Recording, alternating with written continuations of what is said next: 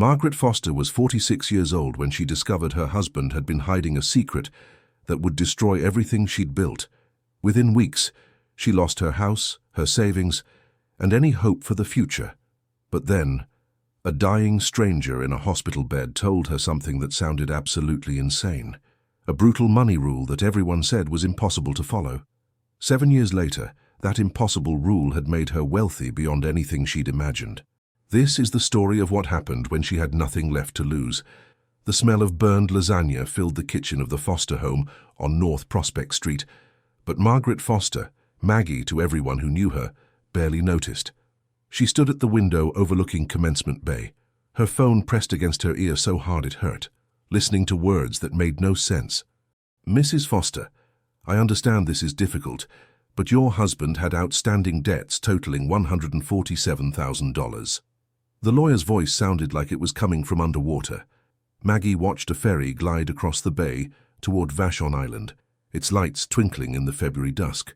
46 years old, 22 years married, and she was learning that David, her David, who brought her coffee in bed every Sunday, who sang off-key to Tom Petty in the shower, had been living a double life.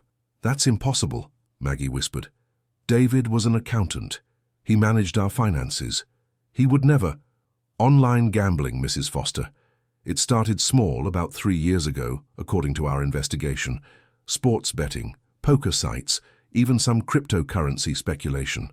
He took out a second mortgage on your house last year without—" Maggie hung up. The kitchen timer screamed. She pulled the lasagna from the oven, the cheese blackened and bubbling like tar. It had been David's favorite.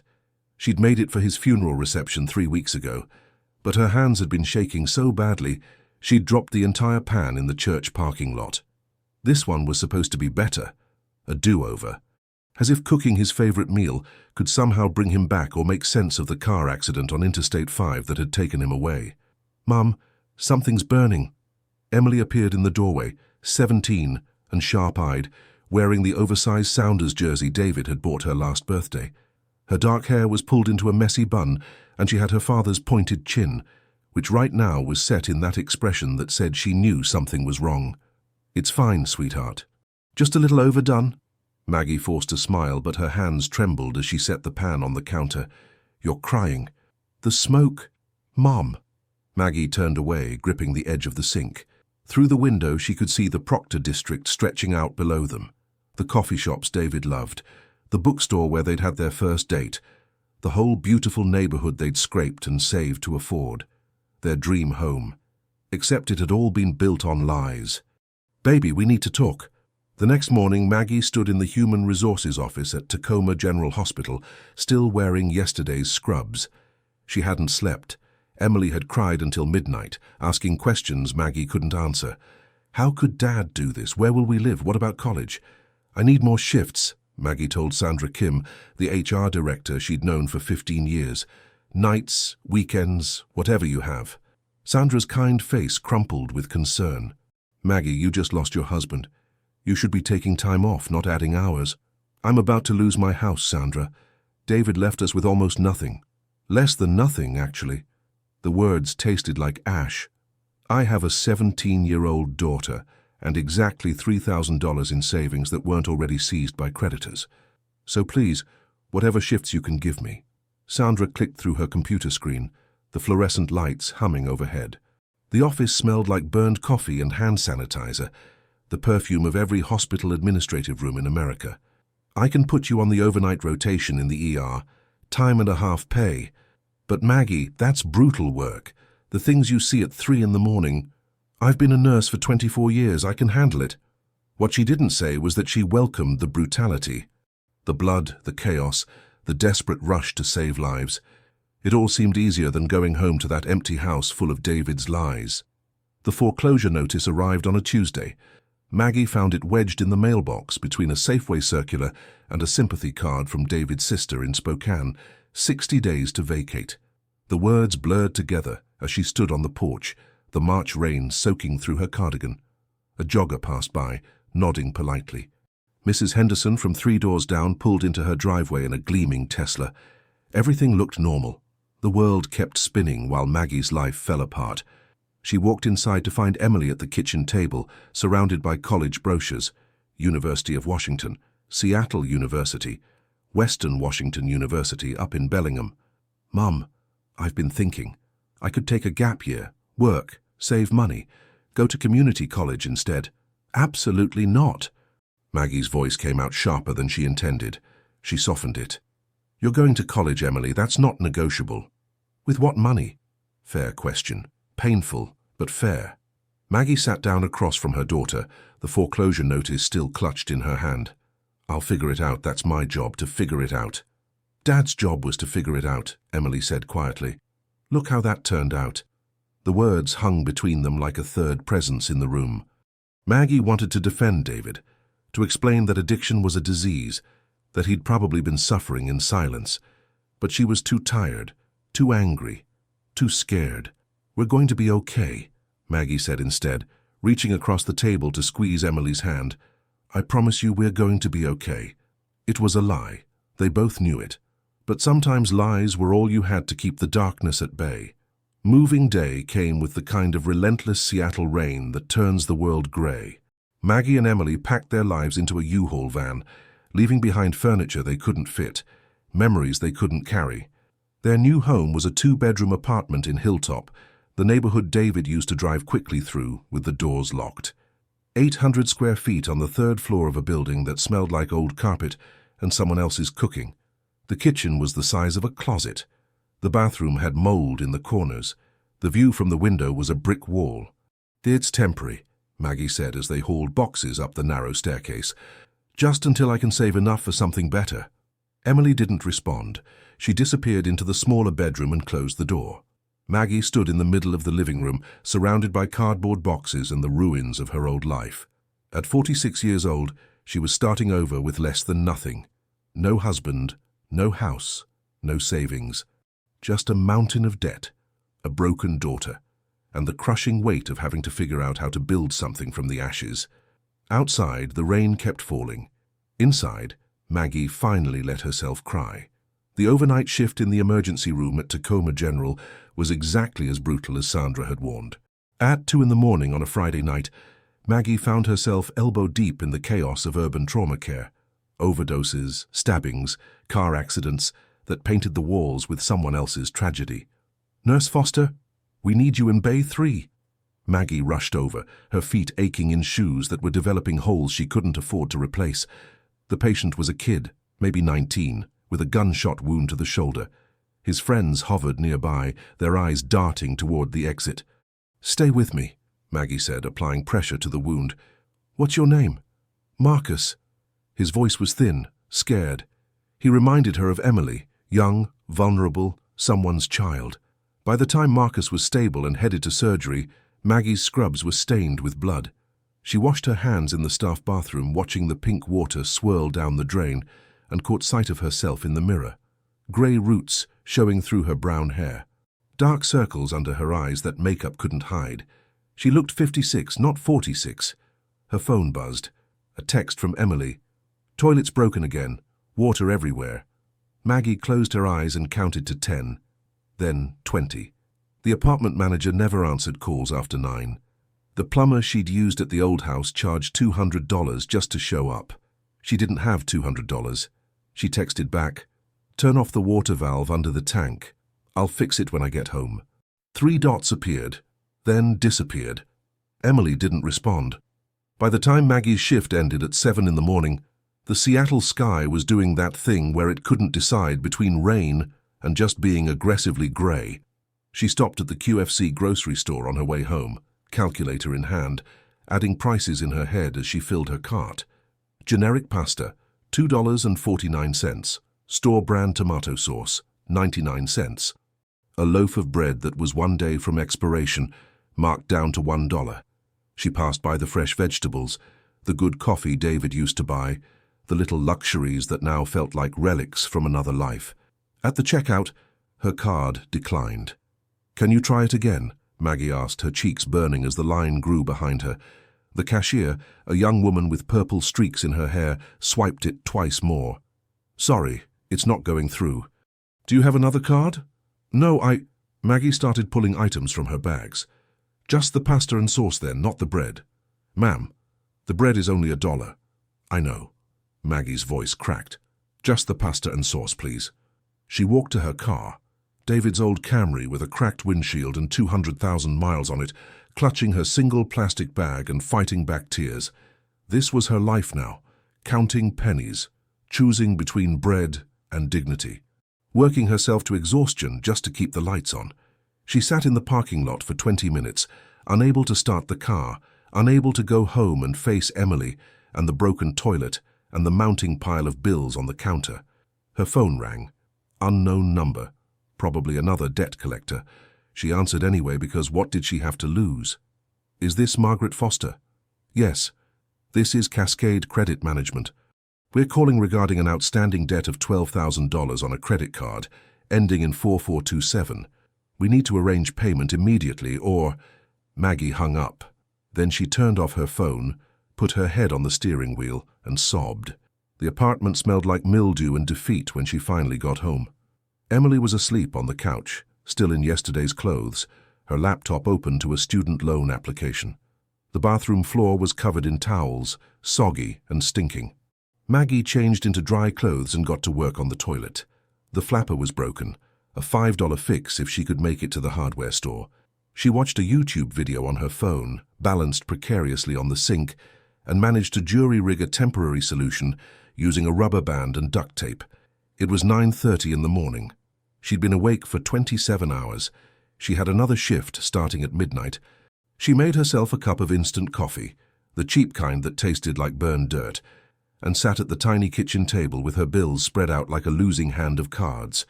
Rent, $1,200, overdue by 3 days. Electricity, $147, final notice.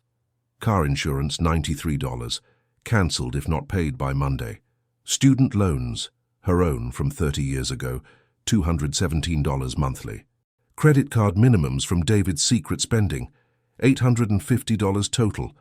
Her monthly income after taxes, $3,200 from her regular shifts, plus maybe another $1,000 from the overtime if she could keep working doubles. The math didn't work, it had never worked.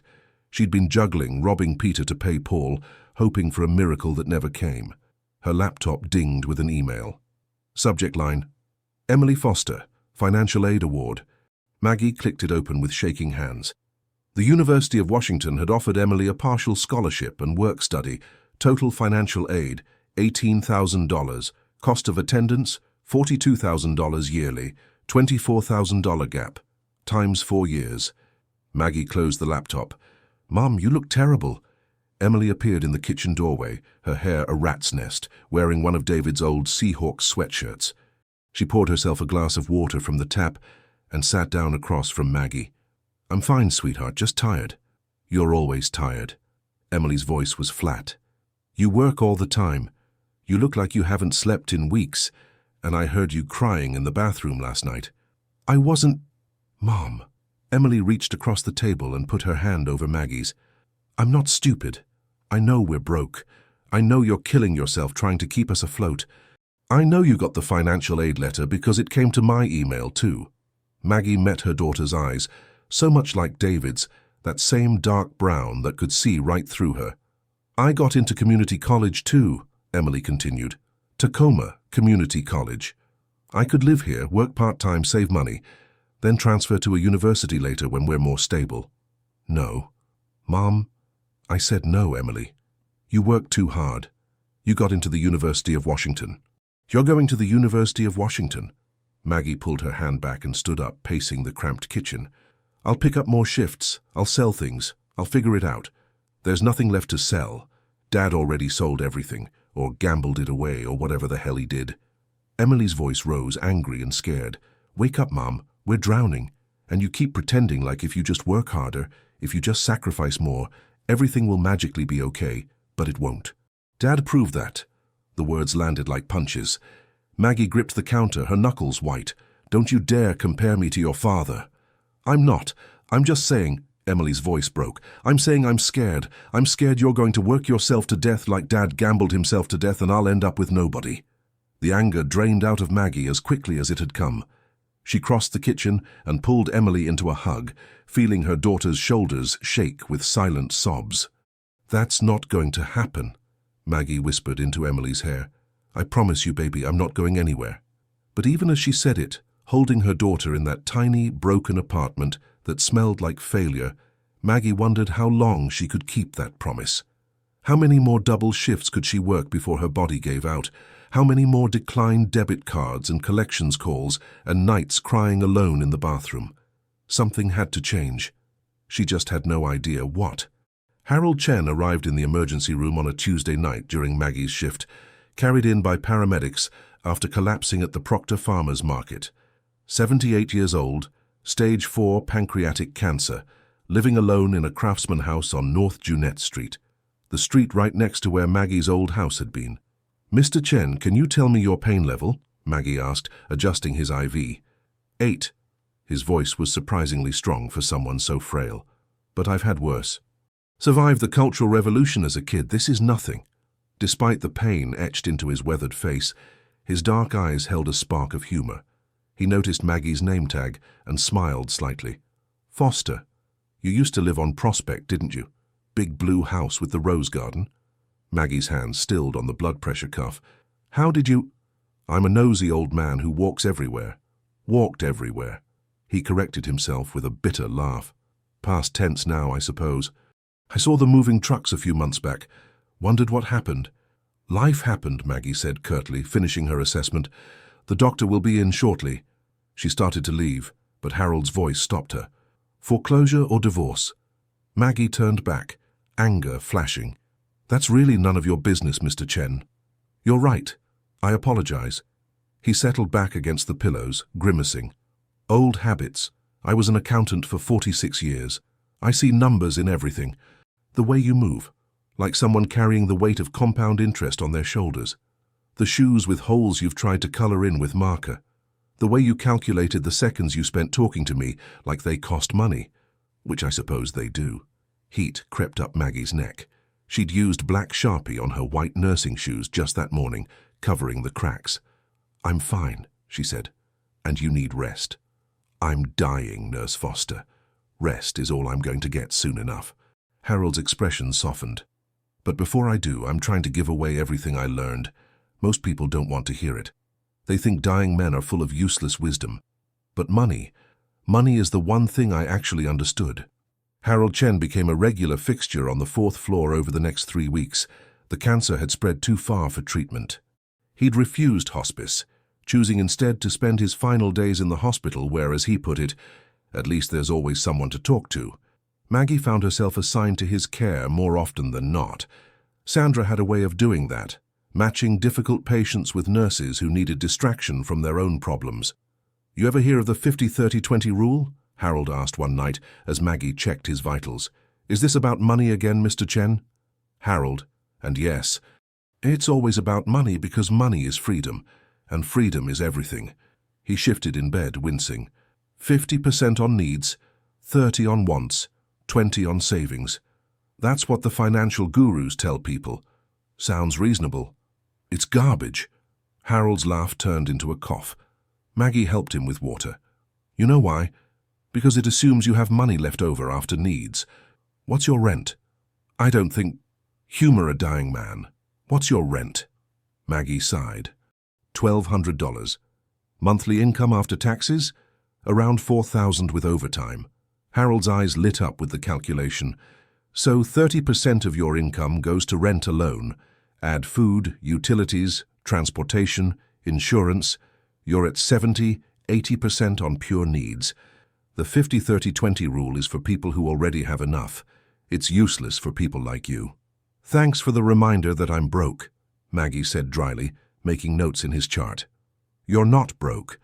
You're undercapitalized and over-leveraged. There's a difference." Harold pointed a bony finger at her. "And there's a way out, but it requires doing something that feels impossible." Despite herself, Maggie was curious. "What?" "You live on 40% of your income. Invest 60.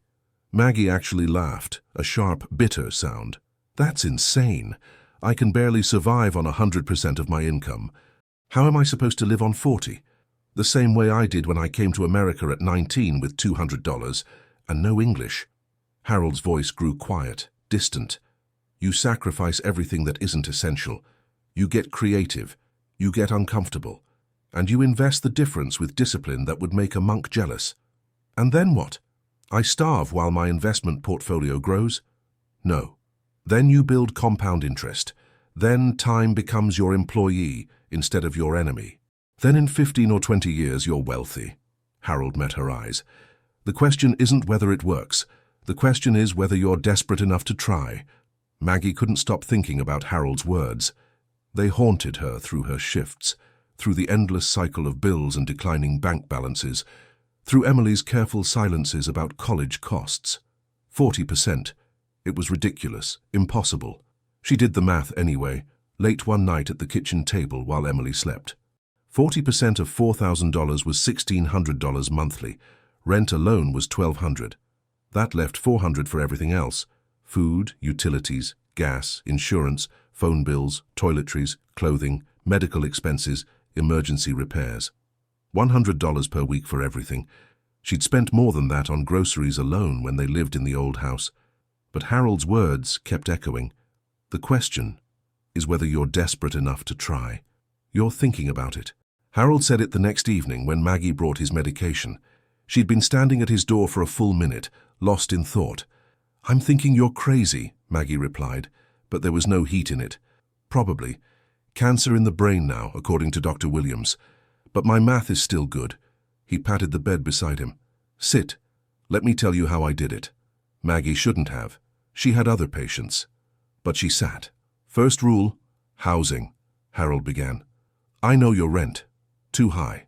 You need to find something for $800, maybe $900 maximum. Yes, it'll be worse than what you have now. It'll be smaller, older, farther from everything. Do it anyway. There's nothing safe in Tacoma for that price. Then get creative. Rent a room in someone's house. Find a mother-in-law unit. Look in Lakewood, Spanaway, even Puyallup. Swallow your pride and move down, not laterally. Maggie's jaw tightened, but Harold continued. Second, transportation. That Camry you drive, what's the payment? It's paid off. It was David's. Good. Keep it running with duct tape and prayers. No new car ever, until you're wealthy enough that the payment means nothing. Third, food. You're going to learn to cook things you've never heard of. Rice and beans, lentils, whatever's on sale. Shop at the Korean markets on 6th Avenue. Better prices than American grocery stores. I know how to budget groceries, Maggie said defensively. Do you? Or do you know how to feel guilty about what you can't afford? Harold's gaze was sharp despite the morphine. There's a difference between budgeting and true austerity. What I'm describing is austerity. It's uncomfortable. It's embarrassing. Your daughter will complain. You'll be tempted to quit every single day. Then why do it?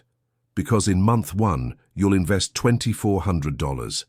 In month 12, you'll have invested $28,800.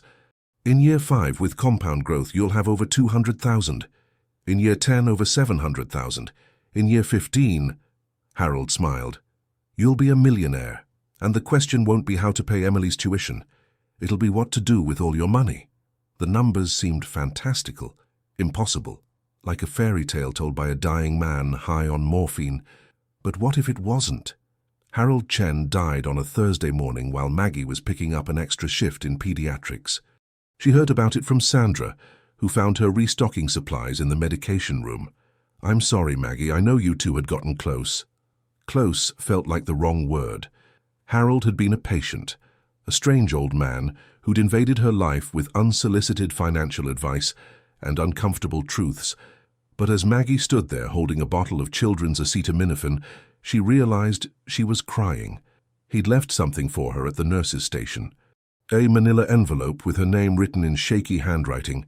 Inside was a single sheet of paper, a budget template meticulously calculated, with Harold's notes scrawled in the margins. At the bottom, in red ink, "You're stronger than you think. Do the impossible. H.C."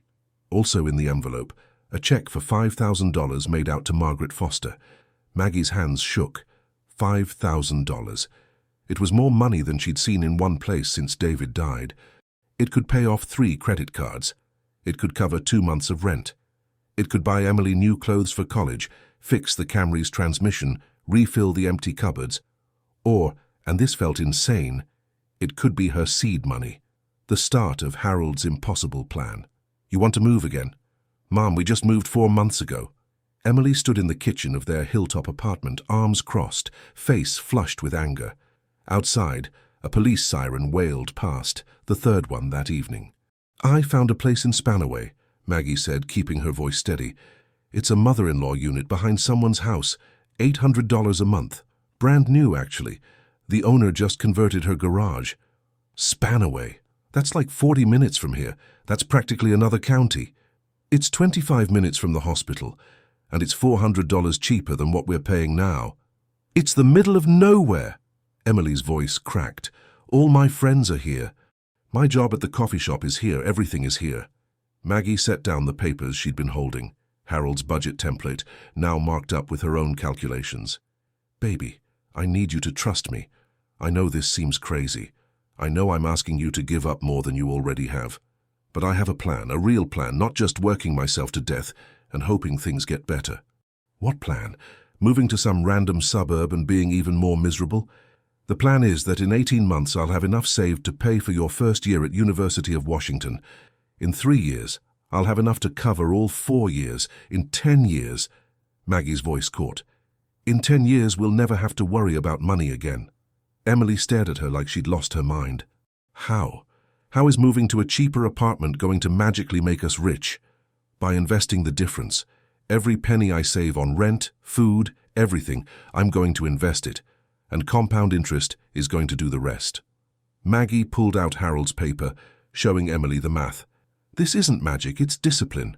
Emily read the numbers, her expression shifting from anger to confusion to something that might have been hope. "This is insane." "I know. We'll be eating rice and beans for years." "Probably." "And you got this plan from a dying patient?" "Yes." Emily looked up, meeting her mother's eyes. "And you really think it'll work?" Maggie thought about Harold, about his quiet confidence, even as cancer ate away at his body. She thought about the 50-30-20 rule that kept people trapped in mediocrity. She thought about David and his secrets, and the house she'd lost, and the life she'd thought was secure. "I think it's the only shot we have," Maggie said honestly, "and I think not trying is scarier than failing." Emily was quiet for a long moment. Then she nodded slowly. "Okay, but I want the bigger bedroom in the new place." Despite everything, Maggie laughed. "Deal." The mother-in-law unit in Spanaway belonged to Patricia Okoye, a retired teacher who'd converted her detached garage into a studio apartment. It was tiny, barely 500 square feet, with a kitchenette, a bathroom, and an open space that would have to serve as both bedroom and living room. But it was clean. The appliances worked. And Patricia, a sturdy woman in her 60s, with an infectious laugh, seemed kind. "My daughter used to live here before she moved to Portland," Patricia explained, showing them around.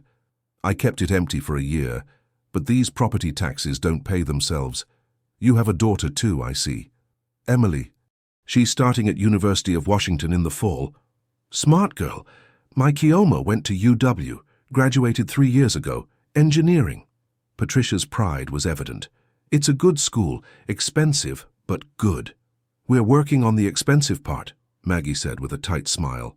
Patricia studied her for a moment. "You look like someone who works hard. I respect that.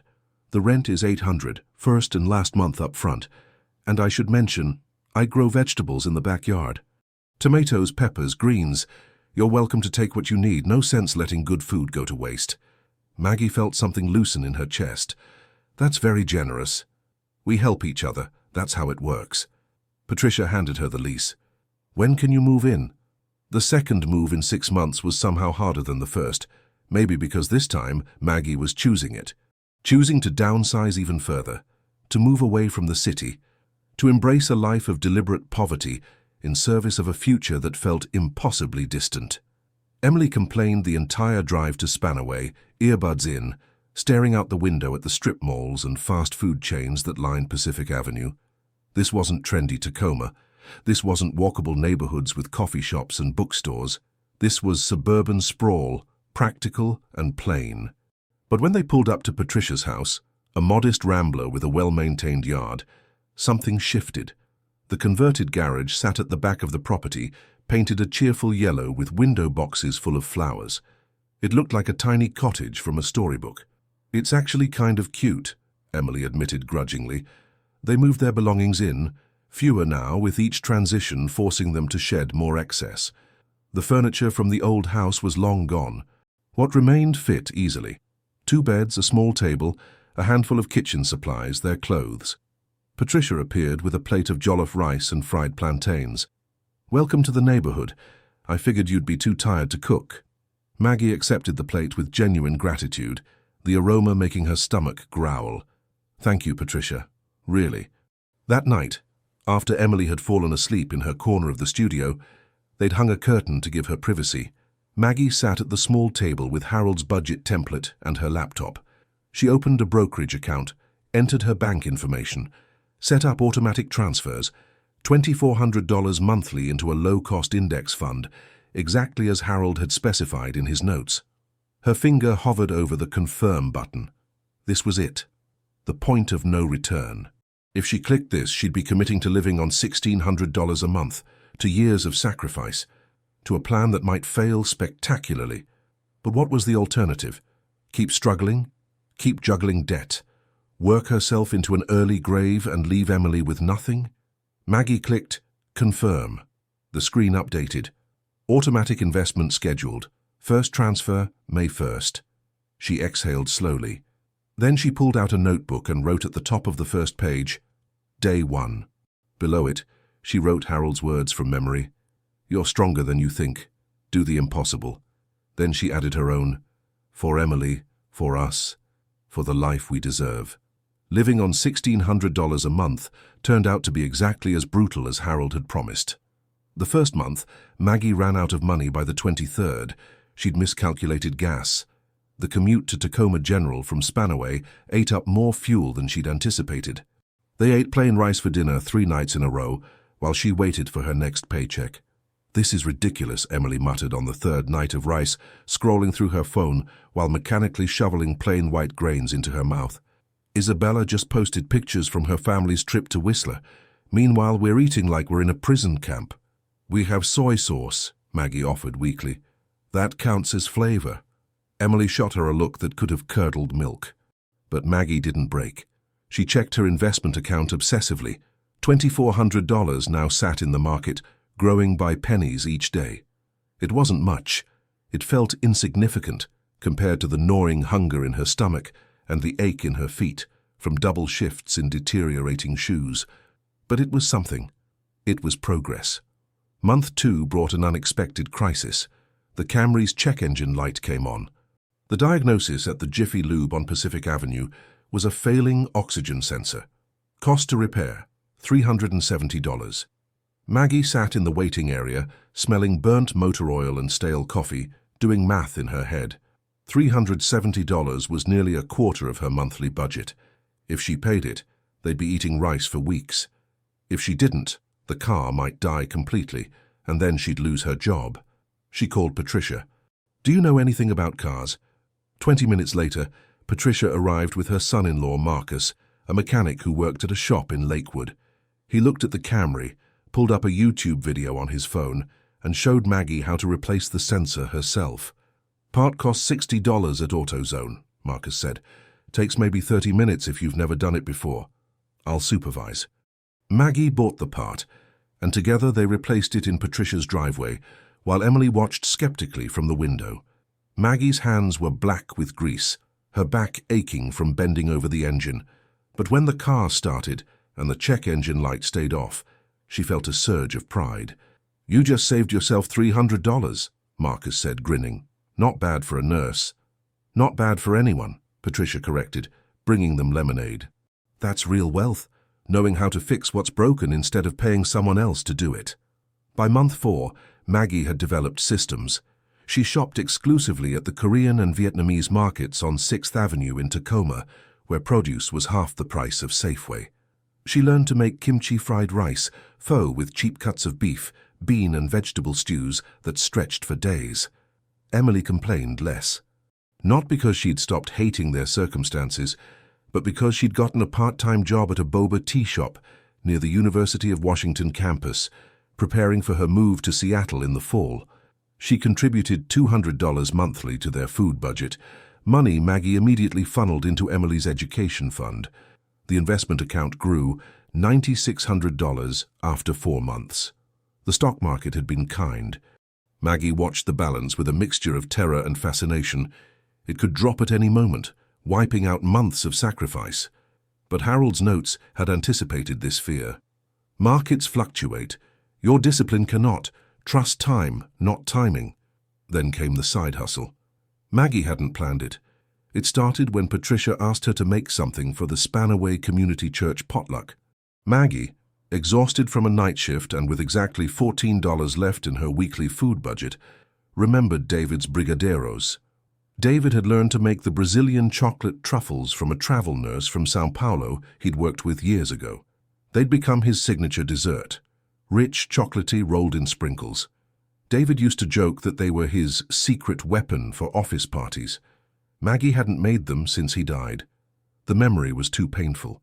But she had cocoa powder, condensed milk, and butter, ingredients so cheap they barely registered in her budget. She made 3 dozen brigadeiros and brought them to the potluck. They disappeared in 15 minutes. "These are incredible." A woman named Susan cornered her by the dessert table. "Do you sell these? I'd pay good money for these at my book club." "I don't. I just made them for today." "Well, you should." Susan pressed a business card into her hand. "I'm serious. People pay $20 for a dozen fancy truffles at Metropolitan Market. You could undercut them and still make a profit." That night Maggie did the math. A batch of 60 brigadeiros cost her about $8 in ingredients. If she sold them for $15 a dozen, 5 boxes at $15 each, that was $75. Minus ingredients, that was $67 profit for maybe 2 hours of work. It wasn't huge money, but it was something. And something was better than nothing. She started small. Susan's book club, Patricia's church friends, word spread through Spanaway's tight-knit community, the nurse who made those amazing Brazilian chocolates. By month 6, Maggie was making $200 monthly from brigadeiros. Every penny went straight into investments. Emily found it hilarious.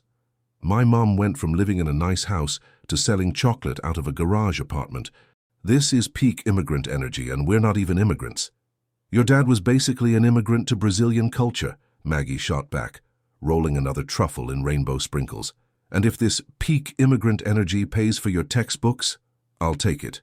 The hardest moment came in August, 2 weeks before Emily was set to move to Seattle for college. Maggie's younger sister called from California.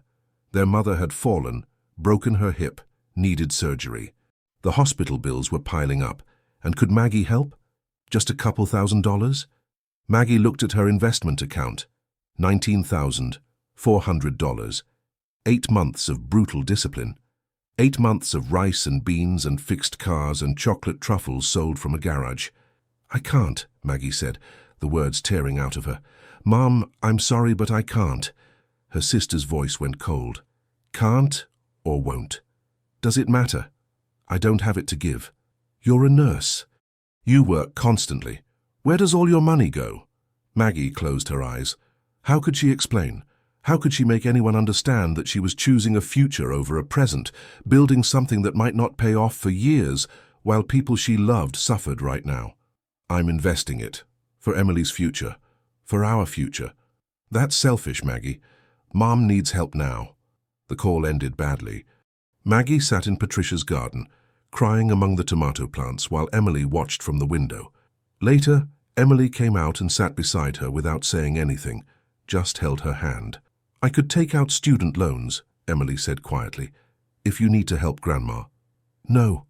Maggie's voice was firm despite her tears. "Harold said the hardest part isn't starting. It's not quitting when everyone tells you you're wrong. We're not quitting."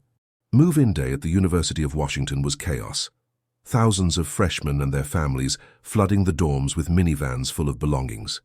Emily had so little compared to her roommate, a girl from Bellevue, whose parents had bought her a new laptop, a mini fridge, and enough decorative pillows to stock a furniture store. But Emily didn't complain. She hugged Maggie goodbye in the parking lot of McCarty Hall, fierce and quick. "Don't work too hard," Emily said, "and eat something besides rice occasionally." Don't party too hard, Maggie countered, and call me if you need anything. I will. And Mom? Emily pulled back, meeting her eyes. Thank you. For everything. For not giving up. Maggie drove back to Spanaway, with tears streaming down her face, but they weren't sad tears. They were proud tears, relief tears, we made it this far tears. That night, she checked the investment account, $21,600. In her notebook, she wrote, Month 9, Emily started college, still standing, still fighting, still believing. 18 months into Harold's plan, Maggie's investment account hit $50,000. She stared at the number on her phone screen during her lunch break at Tacoma General, sitting in her car in the parking garage. 50,000. More money than she'd ever had in savings in her entire life. More than she and David had saved together in 22 years of marriage. The stock market had been volatile. There'd been weeks where she'd lost thousands on paper, moments where panic had clawed at her throat and whispered that Harold's plan was foolish, that she should cash out and pay off the last of David's debts. But she hadn't. She'd trusted the math, trusted time, and now $50,000 sat in her account, compounding daily. Her phone buzzed. A text from Emily. Mom, my financial aid got reduced for next year. They're saying we need to cover another 8 keles. Can we do this? $8,000. A year and a half ago, that number would have destroyed her. Now she had options. Maggie typed back, We can do this. I'll figure it out. And for the first time since David died, she actually believed it. The Brigadeiro business had grown beyond Maggie's wildest expectations. What started as a side hustle to earn an extra $200 monthly had morphed into something bigger. Patricia had suggested she try Pike Place Market in Seattle. They have those weekend vendor spots. Tourists love handmade treats. Maggie applied and was accepted for Saturday shifts. She'd wake at 4 in the morning, drive to Seattle with coolers full of Brigadeiros, and spend 8 hours at a small folding table near the fish market, selling her chocolates to tourists and locals alike. The first Saturday she made $140, the second $210. By the 6th week she was selling out by noon and taking custom orders.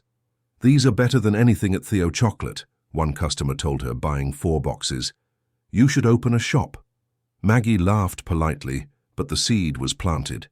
A shop required capital she didn't have. But what if she didn't need a physical shop? What if she could build an online business? She spent her evenings after shifts learning about websites, online ordering systems, social media marketing. Emily, home for winter break, helped her set up an Instagram account, a Maggie's Brigadeiros. This is so DIY it hurts, Emily said, taking photos of the chocolates arranged on Patricia's good china. But honestly, it's kind of cool. My friends at UW would totally buy these. Within 3 months, Maggie was shipping Brigadeiros across Washington state. The income grew, 500 monthly, then 800, then over 1,000. Every penny still went to investments, except for what she set aside for Emily's increased tuition. She was exhausted, working 48-hour weeks at the hospital, making chocolates at night, shipping orders on her days off. Her back ached constantly. Her hands were perpetually raw from washing dishes, but the numbers kept growing. Year 2 brought an unexpected visitor. Maggie was restocking supplies in the ER when Sandra found her. There's someone in the lobby asking for you. Says his name is Daniel Chen, Harold's son. Daniel Chen was in his early 50s, dressed in an expensive suit that screamed Seattle tech money. He had his father's sharp eyes and direct manner. Nurse Foster, thank you for seeing me. He shook her hand firmly.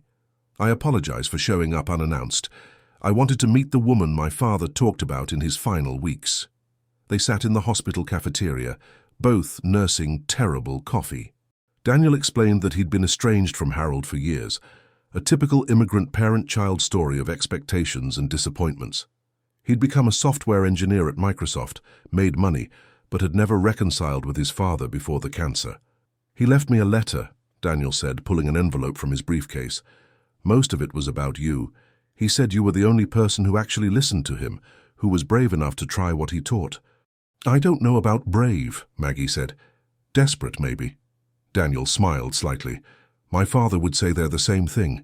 Desperation is just motivation without the luxury of comfort. He slid a document across the table. He also left instructions in his will. This is for you. Maggie opened the folder. Inside was a deed, the deed to Harold's house on North Junette Street. I don't understand, Maggie said, her voice barely above a whisper. My father owned his house outright. No mortgage. He wanted you to have it. Daniel's expression was complicated, part grief, part something that might have been envy. He said you'd know what to do with it, that you understood the power of real estate in a way most people don't. But this is worth... Maggie couldn't even finish the sentence. Houses in Proctor District sold for $500,000 minimum. $540,000 according to the recent appraisal, Daniel confirmed. And before you ask, yes, it's legal. Yes, the estate taxes are paid. Yes, you can do whatever you want with it. My father was very specific. He said, Margaret Foster understands that wealth isn't about spending. It's about owning things that make money while you sleep. Maggie's hands shook, holding the deed. This couldn't be real. Harold had been a patient, a kind old man who'd shared advice. Why would he leave her his house? He also left you this. Daniel handed her another envelope, this one sealed. He told his lawyer you shouldn't open it until you'd committed at least 2 years to the plan, have you? Yes, Maggie whispered. 24 months next week. Then read it when you're ready. And Nurse Foster. Daniel stood, buttoning his suit jacket. Thank you. For listening to him when I didn't. For proving he wasn't just a crazy old man with impossible ideas. That night, alone in the tiny Spanaway apartment, Maggie opened Harold's final letter. Dear Margaret, if you're reading this, you've done what most people can't. You've chosen delayed gratification over instant relief. You've sacrificed comfort for compound interest. You've trusted math over emotions. I'm giving you my house not because you need charity, but because you've earned the right to build real wealth. Here's what you do. Don't sell it. Rent it out. A house in Proctor District will rent for $2,800 or $3,200 monthly. Your costs will be minimal. Property tax, insurance, maintenance. You'll net around $2,000 monthly in passive income. Take that income and buy another property, then another. In 10 years, you won't just be comfortable, you'll be wealthy. True wealthy. The kind where money works for you instead of you working for money. But here's the catch. You have to keep living like you're poor. That's the secret rich people know, and poor people don't. The moment you inflate your lifestyle, you trap yourself. Stay in that garage apartment. Keep making those chocolates. Keep investing 60%. I did this starting with nothing in 1968. You're doing it with more advantages and fewer years. You'll succeed because you have something I didn't. You have a reason bigger than yourself. Emily, your daughter will graduate debt-free. She'll never know the weight of financial desperation. And one day, she'll do this for her children, and the cycle of poverty that trapped your generation will be broken. That's real wealth, Margaret. Not the house, not the money. The freedom you're building for the people you love. Don't quit now. You're closer than you think. With respect and admiration, Harold Chen Maggie read the letter 3 times, tears streaming down her face. Then she pulled out her phone and called Emily. Mom? It's midnight. Are you okay?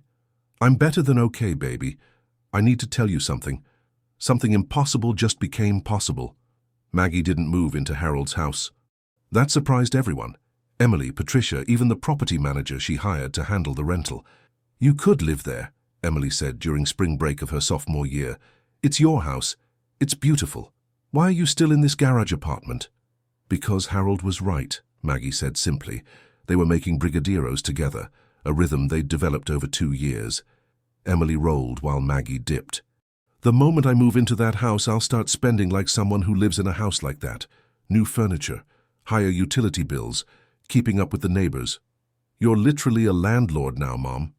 You're allowed to enjoy things. I am enjoying things. I'm enjoying watching our net worth grow by $5,000 a month. I'm enjoying knowing your tuition is paid through graduation. I'm enjoying not being terrified every time my car makes a weird noise. Emily was quiet for a moment, coating a truffle in chocolate sprinkles with more force than necessary. My roommate's mom drives a BMW. She goes to Pilates classes and gets her nails done every week. Does she have $100,000 in investments? Probably not. Then I'm doing better than she is, I just don't look like it. Maggie wiped chocolate from her hands. That's the trick, baby. Real wealth is invisible. It's in boring brokerage accounts and rental properties, not in fancy cars and manicures. Emily sighed but didn't argue.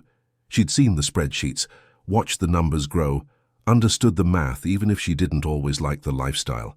Year 3 was when Maggie bought her second property, a small duplex in Lakewood that needed work. She paid cash, $98,000 from her investment account, leaving her with still over $60,000 invested in the market. "You're buying a dump," the real estate agent said bluntly. "This needs major renovation. I have a mechanic friend who owes me favors and a landlord who loves DIY projects," Maggie replied. "How major are we talking?" Major turned out to be new flooring, updated electrical, and 2 bathrooms that hadn't been touched since 1985.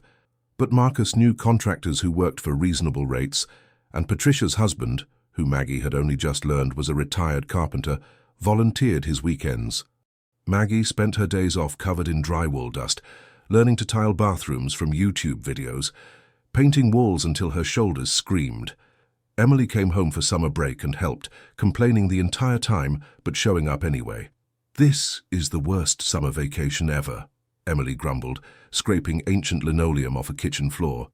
"My friends are in Europe. I'm in Lakewood scraping floors." "Your friends are spending their parents' money," Maggie countered, working beside her. "You're building equity in an asset that'll generate passive income for decades. Totally different. You sound like a finance bro. I sound like Harold." Maggie sat back on her heels, surveying their progress. And Harold was right about everything else, so I'm trusting him on this too. The duplex rented for $1,400 per unit, $2,800 total. After mortgage insurance, property tax, and maintenance reserves, Maggie netted around $1,800 monthly. Combined with Harold's house rental of $3,200, she now had $5,000 in monthly passive income. She kept living in Patricia's garage, kept working at the hospital, kept investing 60% of everything she earned. Her co-workers thought she was insane. "You own 2 properties and you're still working night shifts?" Sandra asked during a staff meeting. "Maggie, you could retire." "Not yet," Maggie said. 5 more years, then I'll have enough." "Enough for what?" Maggie smiled but didn't answer. The truth was she didn't know exactly. The goal had shifted from survival to something bigger. She wasn't just building wealth for Emily anymore. She was building something that could outlive them both. The call came on a Tuesday evening in October, year 4 of the plan.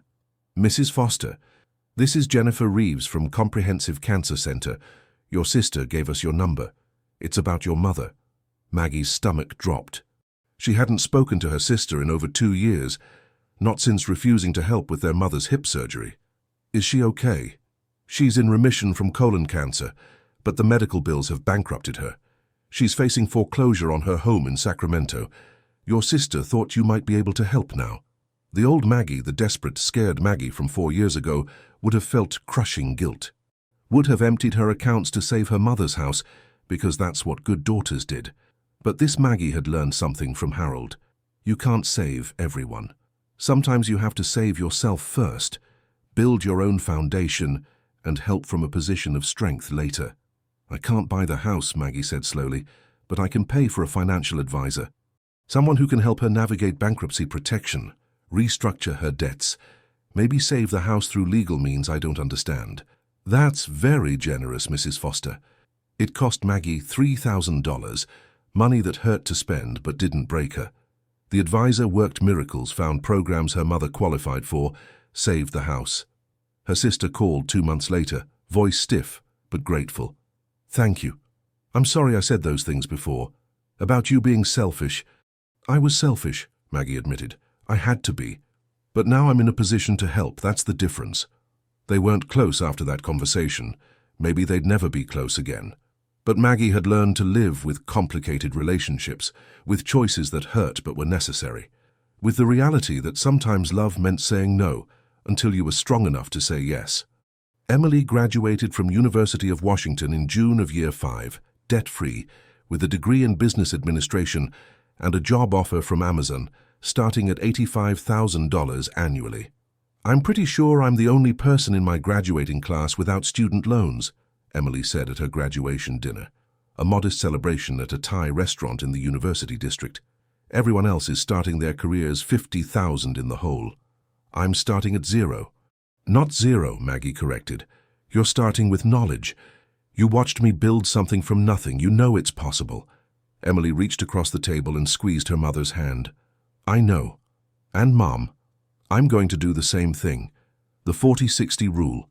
I'm going to start investing from my first paycheck. Maggie felt tears prick her eyes. Harold would be proud. I think Dad would be too. In a weird way. Emily's voice softened.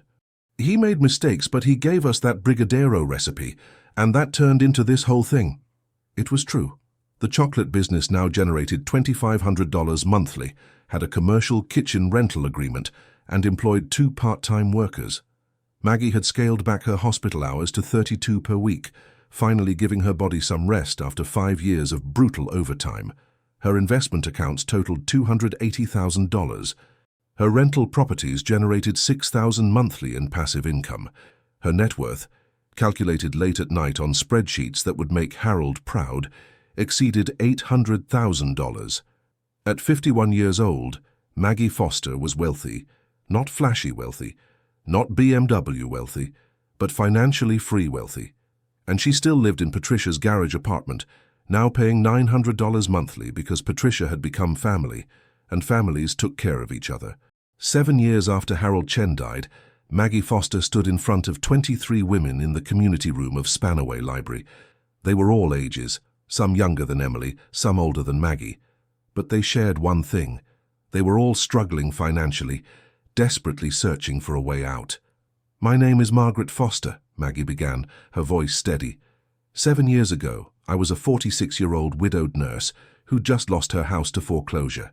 I had $147,000 in debt, a teenage daughter heading to college, and about 3 weeks before I would have been homeless. She clicked to the first slide of her presentation, a photo of the hilltop apartment she'd moved into after losing the house. Small, dark, depressing. This was my rock bottom. I was working 70-hour weeks and still couldn't pay my bills. I thought my life was over, that I'd failed my daughter, failed myself, failed everything. Click. Next slide. The numbers. Her income, her debt, the impossible math. Then I met a dying man who taught me something that seemed insane. He told me to live on 40% of my income and invest the other 60, not 50, 30, 20. Not some gentle budgeting advice, 40, 60, extreme, brutal, impossible. A woman in the front row, maybe 30, exhausted eyes, scrubs that marked her as another nurse, raised her hand. How? How do you live on 40% when rent alone takes 50? You move. Maggie's answer was blunt. You downsize. You get uncomfortable. You sacrifice. She clicked to the next slide. The Spanaway garage apartment. This is where I've lived for the past 7 years. $800 a month. Is it glamorous? No. Is it embarrassing to tell people I'm a 53-year-old landlord who lives in someone's converted garage? Absolutely. But it's also how I invested over $300,000. The room went silent. Maggie continued through her presentation. The side hustle, the first property purchase, the compound growth, the second property. She showed them her spreadsheets, her investment accounts, the mathematical reality of what happens when you consistently invest and let time work its magic. 7 years ago, my net worth was negative $147,000. Today, it's $1.2 million. She let that number sit. I didn't win the lottery. I didn't marry rich. I didn't get lucky with crypto or day trading. I worked, I saved, I invested, and I waited. That's it. That's the whole secret. A woman in the back, maybe 60, voice shaking. Is it too late for me? I'm 62. Maggie smiled gently. Harold started at 19. I started at 46. You start at 62. The best time to plant a tree was 20 years ago.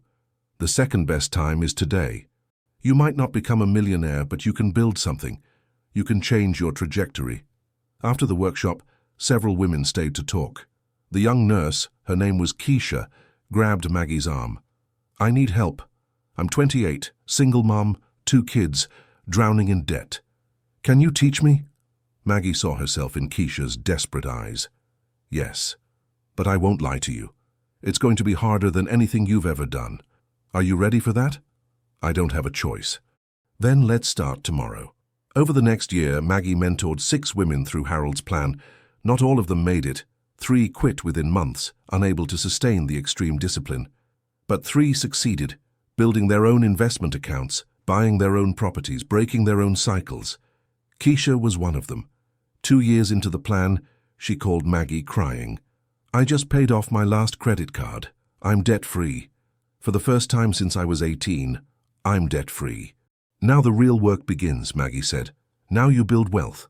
Emily got engaged at 26 to a software engineer she'd met at Amazon. They bought a house together in Beacon Hill, a modest 2-bedroom they could easily afford on their combined incomes. "We're doing the 40-60 rule," Emily told Maggie over coffee at a cafe in Georgetown. "Well, modified. We're doing 50-50 because we want to travel sometimes, but we're investing $50,000 a year. By the time we're 40, we'll have over $2 million with compound growth." Maggie squeezed her daughter's hand. "Harold would be so proud. Your dad too." "I think about Dad sometimes," Emily said quietly, "about how his mistakes almost destroyed us but also kind of saved us. If he hadn't died, if we hadn't lost everything, you never would have met Harold. I never would have learned any of this." That's a generous way to remember him. He deserves some generosity. He wasn't all bad, just broken. Emily smiled sadly. "Aren't we all a little broken?" On the 10th anniversary of David's death, Maggie finally moved out of Patricia's garage apartment. She didn't move into Harold's house or the Lakewood duplex. Instead, she bought a small Craftsman in Proctor District, 3 blocks from where her old house had stood. She paid cash, $420,000. It was smaller than the house she'd lost, 2 bedrooms instead of 4. No view of Commencement Bay. But it was hers, truly hers, bought with money she'd earned through a decade of sacrifice and discipline. Patricia helped her move in, now 74 and still spry, still growing vegetables in her backyard. "I'm going to miss you," Patricia said, arranging flowers on Maggie's new kitchen table. 10 years of having you as a neighbor. Best tenant I ever had. You were more than a landlord," Maggie said, hugging her tight. "You were family when I needed family most." "Still am." Patricia pulled back, eyes bright. "And I expect you at Sunday dinners. Just because you're fancy now doesn't mean you get out of my jollof rice." That night, alone in her new house, Maggie opened Harold's letter one more time. She'd read it hundreds of times over the years, the paper soft from handling, the ink slightly faded. "That's real wealth, Margaret. Not the house, not the money, the freedom you're building for the people you love." She pulled out a fresh sheet of paper and began writing her own letter, to Emily, to her future grandchildren, to the women she mentored, to anyone who might need it. "Dear reader, if you're reading this, you're probably where I was 10 years ago, desperate, scared, convinced your situation is hopeless. Let me tell you something. It's not. The path forward isn't easy. It requires sacrifice that will hurt. It requires discipline that will exhaust you. It requires making choices that other people will judge and criticize. You'll be lonely sometimes. You'll doubt yourself constantly. You'll want to quit every single day. But here's what I learned. Freedom isn't free. It costs everything in the short term to gain everything in the long term. And the price is worth it. Start today, not tomorrow, not next month. Today. Open that investment account. Make that first transfer. Move to that cheaper apartment. Start that side hustle. Do the thing that feels impossible, because impossible is just another word for nobody's desperate enough to try yet. And if you're reading this, you're desperate enough, you're strong enough, you're worthy enough. Now prove it to yourself. With hope and solidarity, Margaret Foster, P.S. And for God's sake, learn to make something you can sell.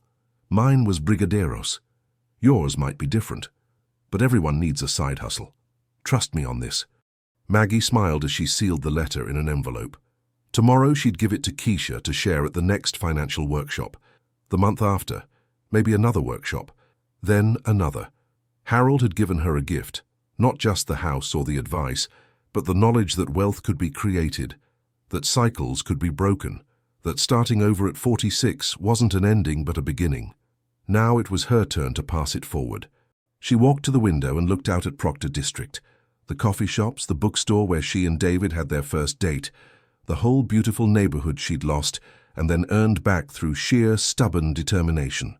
At 53 years old, Margaret Foster owned 3 properties, had 1.4 million in investments, generated 8,000 monthly in passive income, and worked 30 hours a week because she wanted to, not because she had to. But more than that, she'd broken the cycle. Emily would never know financial desperation. Emily's children would grow up understanding compound interest and delayed gratification and the power of living below your means. And all of it, every sacrifice, every double shift, every bowl of rice and beans, every brigadeiro rolled by tired hands, had been worth it. Outside, the rain started to fall, that gentle Seattle rain that felt like home. Maggie Foster smiled and went to make dinner. Rice and beans, because old habits die hard and waste not, want not. But this time she added shrimp, just because she could.